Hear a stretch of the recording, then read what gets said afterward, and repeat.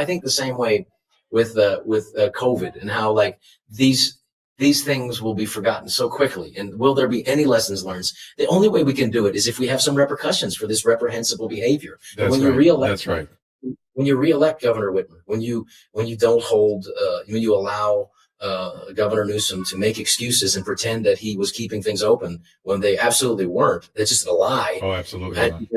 And, and Trudeau is just a liar. I mean, the fact that they closed bank accounts. I mean, literally, they closed, one bank closed the account of, in England. There was a bank that closed the account of of a member of the opposition, a leader of the opposition, and that the head of the bank there resigned. But there's no resignation in Canada. There's no resignation in the United States. There's no repercussions at all for this behavior. So what do we do? Yeah. Well, I think it's coming. I think that, cases like Missouri versus Biden is going to result in some restrictions of these sorts of behaviors. I believe there's going to be some action on public health autonomy and their ability to run, fiat control over populations. I believe there are going to be some major lawsuits against things like universities that force kids to take a vaccine in order to come to school. There was an article that came out, Rob, this article came out this week in Circulation, which is a very fine, high-end cardiology journal. It's called Circulation. I've been sending it around to people, and it showed, it took my breath away. I was shocked at how what an indictment it was.